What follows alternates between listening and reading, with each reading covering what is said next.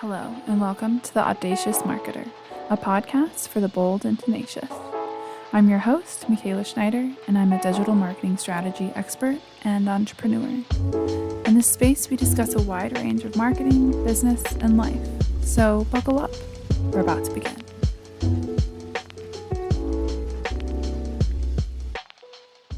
Hey guys, welcome back to another episode. Today's topic is a consumer profile on Generation Z, which I love. I had such a great time researching this topic, and I think it's really important for us to really get a full scope and full understanding on this generation and their consuming habits, because they are the future and they have so much spending power over the next 50 years. And so it's really important that we are making sure that we know how to market to them. And also there's a lot of, if you have your own business, this is a really great thing to understand because this episode talks a lot about very, very broad and general information on this generation that can help you build a business strategy and business model around this. So this is more than just marketing. It's a lot of it is how are you building your business to cater to the future and making sure that you don't get left behind. Before we jump too far into this, I want to apologize for my voice. I am getting over laryngitis. It was great. I would recommend. It was so fun not having a voice for like 3 days straight. And I'm starting to get my voice back, obviously because I'm talking, but I'm not, the usual songbird that I normally am. So I apologize. But I have my honey lemon water, so I might take a couple breaks to take a sip, and I might have a little cough here and there. So again, I apologize for that.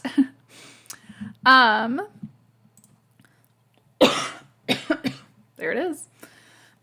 Oh my gosh, I'm so sorry. Also, for the record, I did get tested for COVID. I got really paranoid and nervous, and I went and I got a test, and it was so easy. I was so impressed with how seamless the process was. It was very impressive, and obviously it came back negative. So thankfully, I was very thankful for that. But now I have laryngitis, and so not thankful for that. I'm getting better though. So anyway.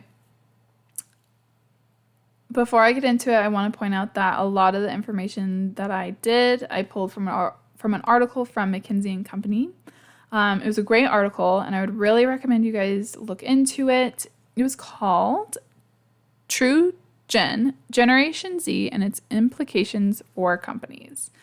I talk about a lot of the stuff that they talk about in this article, and I want to, first of all, just give credit to them and reference them for this information, as well as give you guys a direction to go if you want to get more in-depth information. They talk about a couple other things, and I pulled some stuff from other articles as well, but this was the main one that I just was really glad to have found because there was just so much, useful information from it. So definitely go check that out.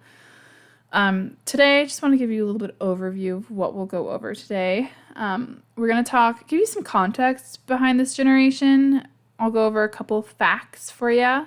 Then we'll get into some of their characteristics. We'll talk about their consumer habits. And like I said, a lot of this stuff is very broad, big picture.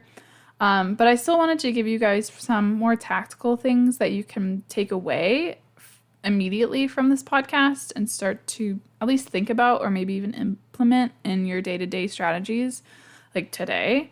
So I have a few sort of spitfire marketing tips that are preferred for Gen Z. So with that said, let's just jump right in. First of all, who is Gen Z? And we all know who Gen Z is. I'm not going to go too much into this section because there's so much information out there already. There's articles on articles that tell you about these things, but the reason why I wanted to make this episode was because I think it's really important that we are talking about this consistently because, first of all, it's important to stay, in the know of things and to have conversations about things that we maybe already have known about, but it's a nice refresher every now and then.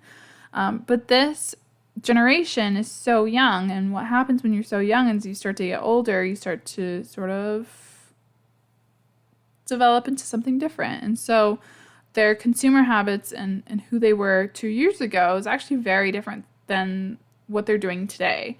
And that's probably going to happen over the next 10 or even 15 years as they start to grow up. And so I want to just continue that conversation so that we make sure that we are up to date with what's going on with them today.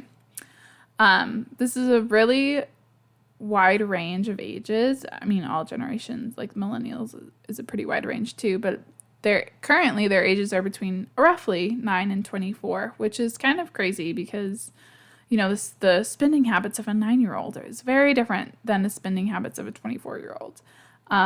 So it's kind of an interesting thing to keep in mind. And it's also very interesting to think that like a 9-year-old is in the same generation as a 24-year-old, but that's besides the point.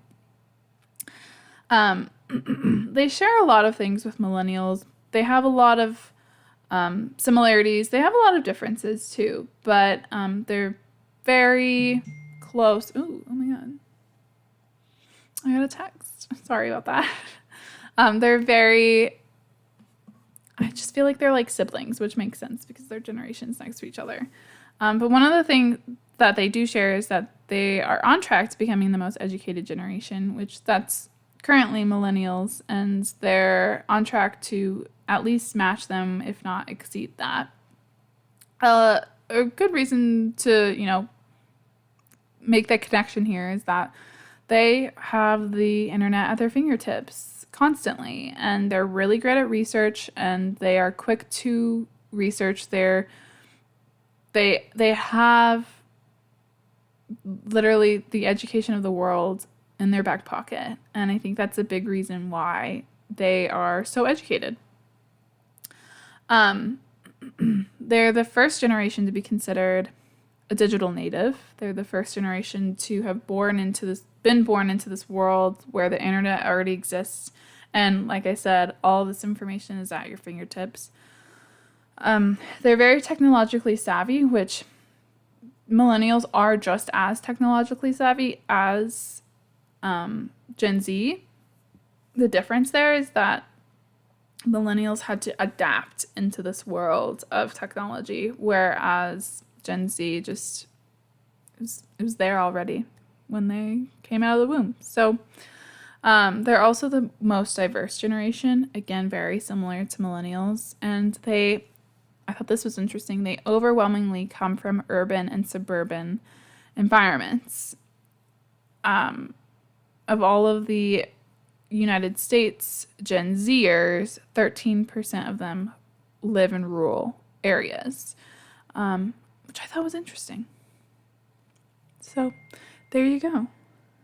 Okay, just keep stinging. I don't know if you guys can hear that. Moving on to some of their characteristics, and this is when I start to pull a little bit more information from that article that I referenced. A word that they used is communaholic, which I thought was really interesting. So they're very into their own independence and uniqueness, which is a whole thing for them, for this generation. However, they are incredibly accepting and understanding of everybody's differences. So the way I think about it is that, they very much want to be their own individual, and they don't like to be like anybody else. And they accept everybody else that has that same mindset. And people who don't have that same mindset, right? They're radically inclusive. And so they celebrate their own uniqueness and everybody else's uniqueness as well. They care way less about economic background. They care way less about your education level. And they care a lot more about your cause and your motivation and the things that interests you. That's what brings them together. And so I thought this was really interesting because when I was researching this, it kind of occurred to me that they're a lot less into the idea of status. And that's not entirely true, I don't think, but they don't put status on your income level per se, and they don't put that status based on your education. And that's not to say that they don't care about education, because they do, and that's not to say that they don't care about money, because they do care about money.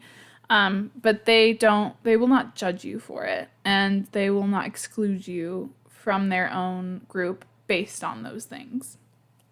Another thing is that those groups that they have are open doors, right? They can easily move from group to group when they so choose. It's not exclusive.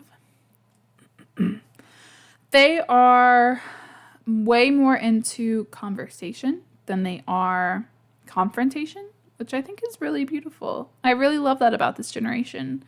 There's pros and cons to every generation, and this is definitely a pro, and I hope that we all start to catch on to that same idea. They do care about trends, which again is kind of interesting to me, because when you think trends, you think of, kind of buying what everybody else is buying at that time. But that's not really how they approach trends. They approach trends in a more, I don't know where I'm going with that sentence, but they approach it differently than the idea of trying to be like everybody else. They are money motivated. I mentioned that just a minute ago. They are very money motivated. They are career oriented. They want to make a lot of money. They want to, build up their career, and they are very driven. It's a very driven generation. And sometimes I think, and I'm really getting away from this sort of stereotype, I guess. Sometimes I used to think of Gen Z, I pictured a young kid who had not a kid, but maybe an 18-year-old who has a sign that says "screw capitalism," and they're not necessarily against capitalism. They're not necessarily for capitalism either, but they do want to make money, and they understand that that's the world that we live in. They're a very realistic generation as well. They're very competitive, which I think was really interesting. I was kind of shocked to see that, but when you think about it, you're like, yeah, okay, that makes sense. Excuse me. And they're also hustlers, in the sense that all of them seem to have a side hustle. And I think that those two things sort of come in, there's some overlap between the two, of being competitive and they're all into hustling. And I think it's because, just getting a bachelor's degree isn't going to cut it anymore, right? You got to have 20 internships and 5 side jobs, and you need to start your own business at the age of 16. And that's the norm now. Whereas when I was in high school, I would read articles about 16-year-olds who started a business, and it was this crazy thing, and it was so cool that such a young person did this such a grown-up thing. And now it's oh, if you're a 16-year-old and you haven't started your own online boutique, what are you even doing, right? So that, and I think that drives the competitiveness, where everybody's doing everything, and so if you're not doing everything, you're gonna fall behind, and you're not gonna have that same career, and you're not gonna make as much money as everybody else. And so they are very much driven by those things. And also, I think this proves that they are not a lazy generation. They work their asses off. They're not lazy, which is good to know. Next, we'll talk about the Gen Z consumer habits. Before I do that, I'm going to take a sip of this tea.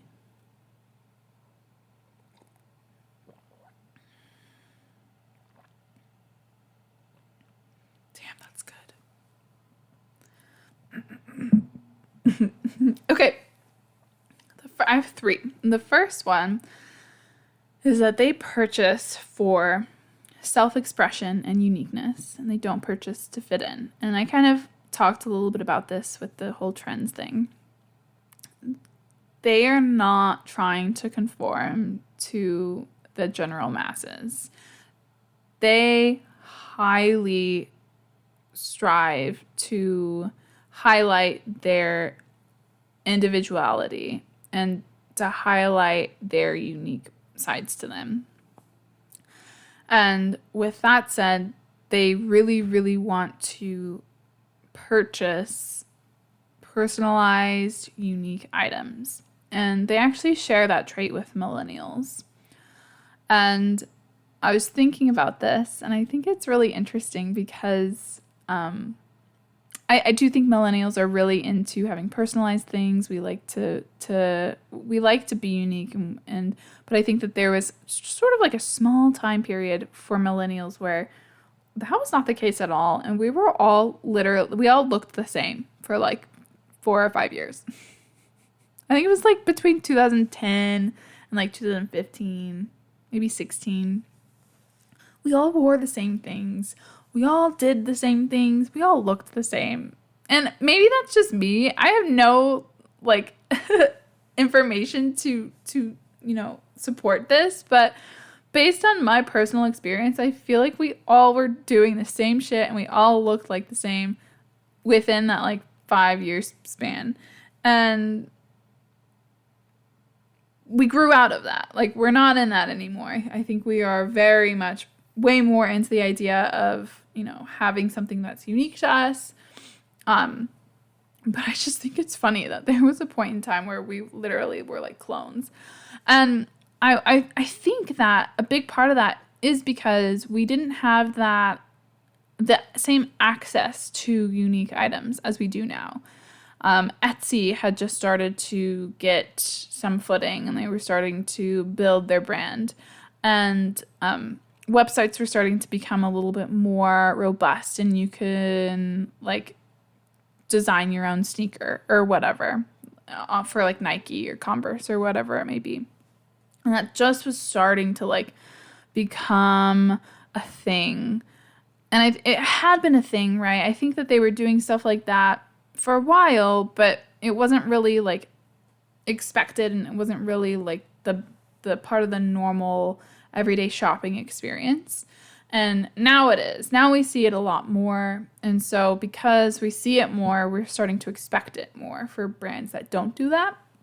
And so I think I will say that I think that we were all clones because we kind of didn't have a lot of choices to be unique. And I say that we didn't have a lot of choices at our fingertips. Like, it wasn't super easily accessible for us. Not that we couldn't do it, because you absolutely could, but it was a little bit more of a challenge. And humans, Gen Z is not lazy, but overall humans are lazy. So if we have to work hard to do something, we might not do it. And that was the case for us. If you are a millennial, please send me a message. If you're on YouTube, write a comment. Let me know if I'm wrong here, because I really believe that, but I don't know. I'm very much questioning myself.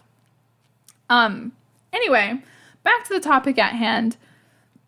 This information is a little bit more crucial for you if you're developing your business model.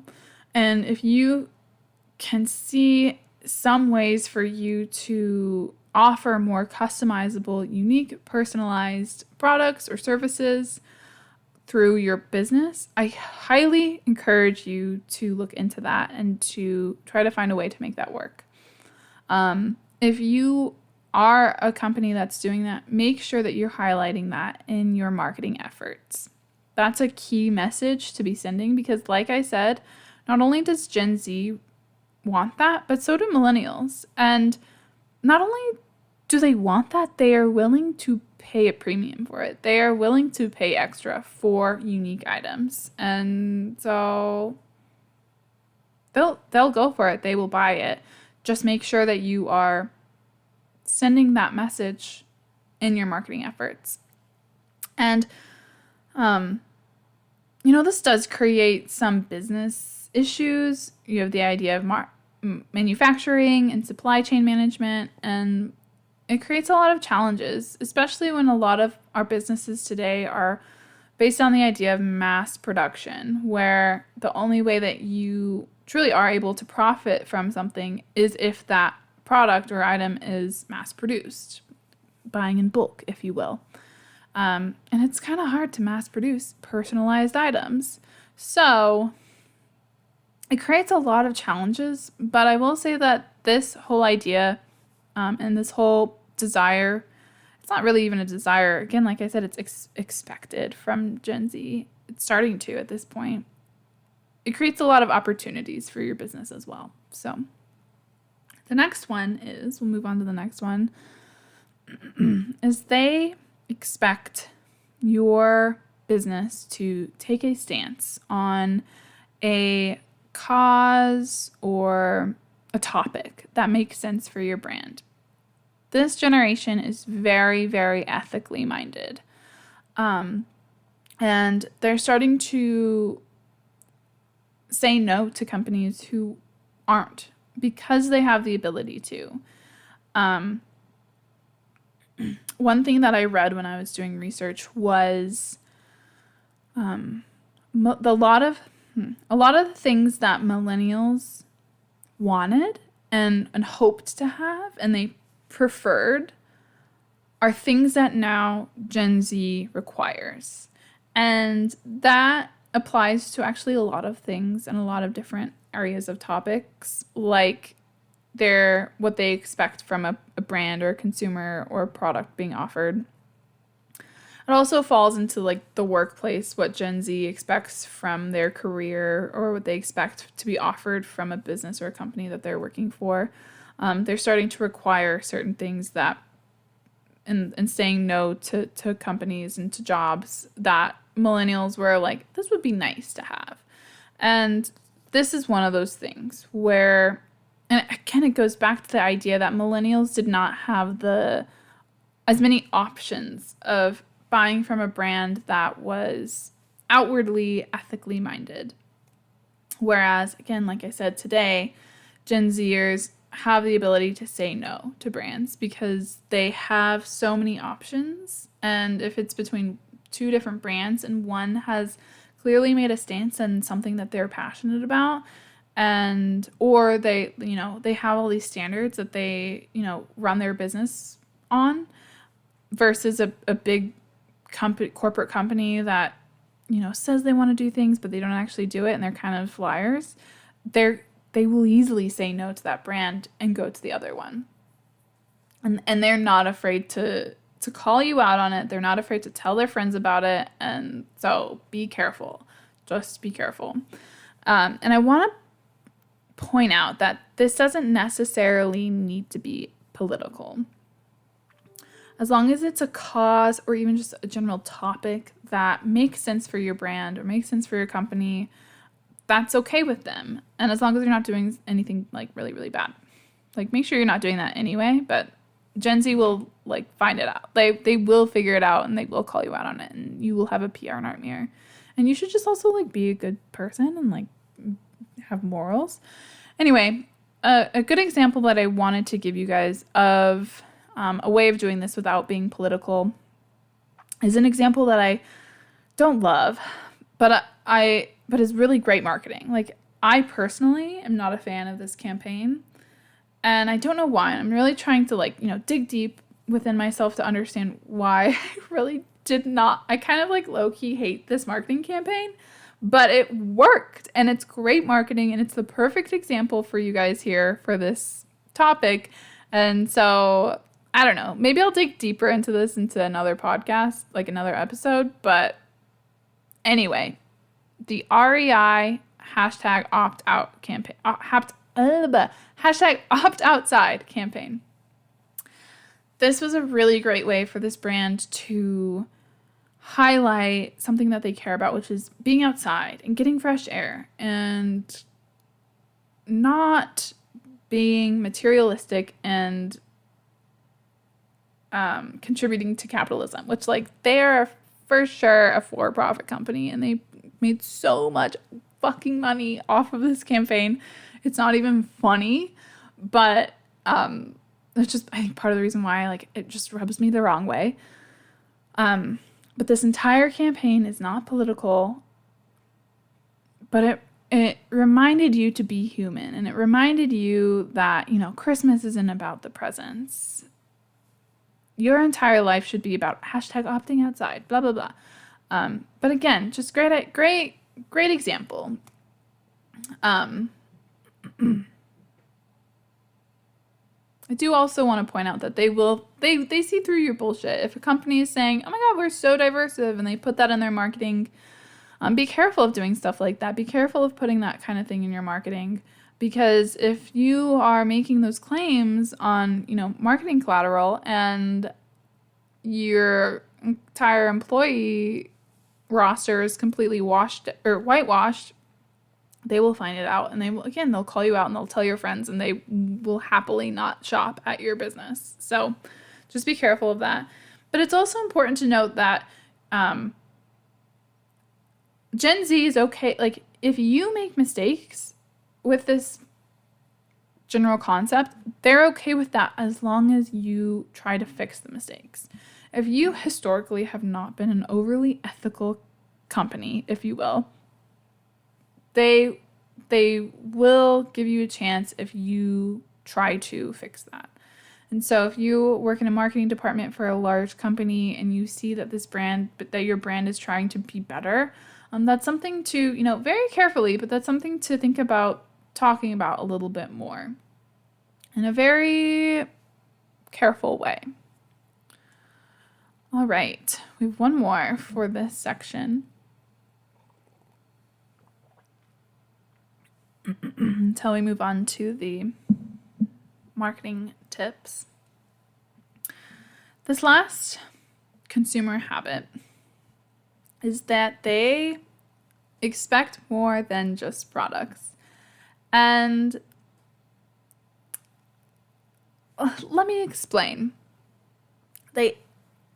This generation analyzes the product and also the experience. They are very into the idea of the act of consuming. And what that means is that is having access to products or services. They like to have that oh my gosh, I'm so sorry. I'm doing a really terrible job at this right now. So a good example is Netflix. They have a subscription, and this is a service. It's not really a product. There's nothing being shipped to them. Not anymore. It used to be DVDs. But the idea that they have access to thousands of TV shows and movies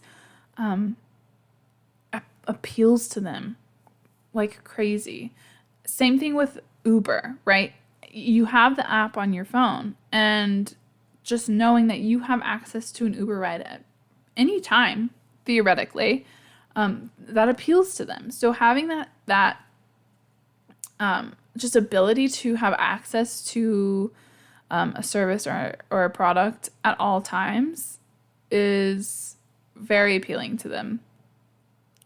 In terms of the experience, they also like to go beyond just the product. And I think that, again, dang it, I'll reference the REI campaign.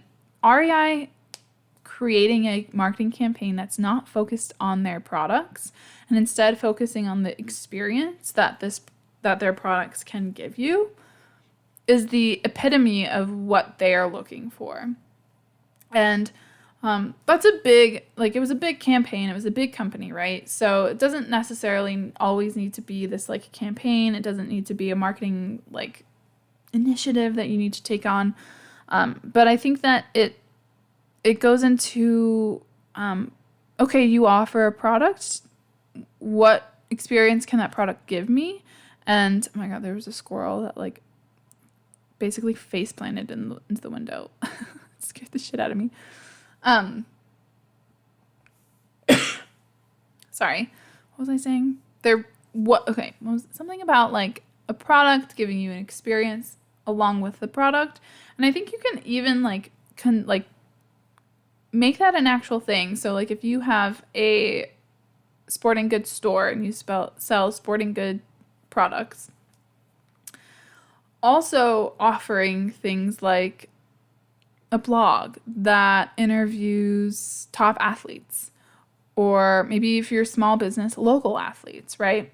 Maybe you offer classes, offer clubs for people to join, offering not only the products that you might need, but we're offering the service for you to become the best athlete possible, right? That's what they're talking about when it comes to looking beyond just the product, but they're also looking for the experience. So it's sort of twofold. It's that the idea of what I just said, as well as the act of consuming, having access to information, having access to products, having access to services at their fingertips. They love that idea. I think even another good example, it's maybe not the best example, but I like to think of Amazon. Like, I have the app. I have the Amazon app, and I know that if I ever need anything, I can just whip my phone out and it'll be on my doorstep in a day or two. I literally did that with my laundry detergent. I didn't want to go to the grocery store just for laundry detergent because I knew I would buy like 10 other things that I really don't need to buy. And I didn't buy any laundry detergent for a couple days because I knew that all I needed to do was open Amazon, my Amazon app, and order laundry detergent. And I did. And guess what? I did that on Saturday, and then on Sunday, I had laundry detergent, and I could do my laundry. Thank God.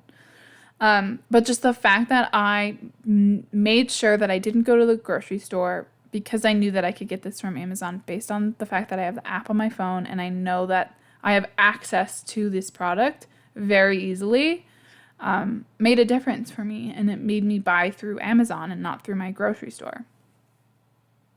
Interesting. I also think that on the other side of things with the whole offering a service and offering more than just the product, I think that really ties into the idea of content, you guys. Like, make sure that you are giving yourself enough time and enough resources to be creating content. And it kind of sucks because that's the hardest part of marketing, but it's the most important part of marketing. And so if you're able to put together a podcast for your brand, or again, a blog where you're offering information and insight and a community feeling for them, that's huge. That's huge. All right. Okay, we've gotten through most of what I wanted to talk about. The last thing that I wanted to give you guys are some like really tangible things that you can take away from this podcast episode. You probably now you're seeing what I'm talking about, where all the topics that I kind of went over were very big picture. Definitely things to think about and to keep in mind as you build your marketing tactics and strategies, and think about where your brand wants to be in the next couple of years, or where your marketing efforts want to sort of focus on. And so, but it's a little, I haven't really given you guys any like actual marketing advice or ideas or tips. And so I have a couple listed out here, and we're just going to jump right into it. The first thing is that they consume information on social media. They consume on social media primarily. This is different from millennials. This is one of the things that, one of the differences that they have. Millennials go straight to Google. They go straight to a search engine, whereas Gen Z is much more on social medias. They're depending on the, algorithms to show them the things that they need to see. Whereas, millennials are looking at the Google algorithm. That's not to say that they don't Google things. That's not to say that they're not on the internet at that capacity. But that is to say that your social commerce strategy is key. You need to make sure that they are able to, the sales funnel between social media to making that final sale needs to be clean as fuck. You need to be able to seamlessly go through that process, and it needs to be quick and efficient and comfortable for them, because they will use that. They will use that more than any other generation. That's where they shop, is on social media. They love interactive content. First thing you think of is Instagram stories. They love that shit. Putting polls, putting quizzes, they love it. You can also do that on Twitter. You can do polls on Facebook now. There's a lot of different opportunities. I also don't think that this is exclusive to Gen Z. I actually think that all generations like it. Like, I think my parents would love that kind of thing too. So with that said, this is definitely something to for sure be doing if all generations are pretty into it. Gen Zers have major FOMO. I feel like this is kind of a characteristic of them. They're they have a very, very big fear of missing out, which means that scarcity marketing works on them. Having a limited quantity, only being open on certain dates and times, giving exclusive content in some way. They love that shit. So think about how you can introduce scarcity marketing into your marketing strategies. The next one is that they are online constantly, which means that you should be too. If they're messaging you, if they're emailing you, if they're emailing your customer support, you want to make sure that you're responding to them as fast as you can, because that's starting to become an expectation now. If they're online constantly, you should be too. The next one, I wrote these out. The next one is, I just wrote video in all caps. Enough said. Actually, I will say more. That's always been a thing. Video content, the last 20 years feels like the last 10 years for sure has been huge for them. They're really into YouTube. Obviously, they're really into TikTok. Again, this kind of goes back to the interactive content thing. All generations enjoy videos. They do better than any other type of media. And so the other problem is that it's probably one of the hardest things to put together, but get on it because it's not going away anytime soon and it's super effective. And lastly, use influencers wisely. And this goes back to them shopping on social media. So I say that quite literally in your social commerce strategy where you can post shoppable products on your Instagram and all that stuff. But so they're literally shopping on Instagram, but they're also subconsciously shopping when they're looking at their influencers and they're seeing the things that are being posted, the products that they're wearing, the things that they've been buying. I think I've said this before, this phrase, but they cannot be bullshitted. They smell bullshit from a mile away, and you need to make sure that your influencers are being honest and they don't look like they're being paid to do something, even though they are. Use them wisely. They need authenticity to be successful. So just keep that in mind. And that's it. That's my last one. So hopefully you guys found these tips helpful, and hopefully you guys found this entire sort of profile on this entire generation somewhat helpful. I had a really great time researching it, and if you guys have any questions or things you'd like for me to go more into detail, or topics that you want me within this topic, if you want me to go talk a little bit more about, please let me know. I am posting these on Apple Podcasts and Spotify and some other one, I think. And I'm also posting these on YouTube. I have video versions of this. You can see me basically just talking into a microphone. It's wild. But you can comment on the YouTubes. So if you do have any comments or questions, please feel free to do that on our YouTube. And subscribe, leave us a review, do all the things that podcasts do. And thank you so much for listening, and I will see you guys in the next episode.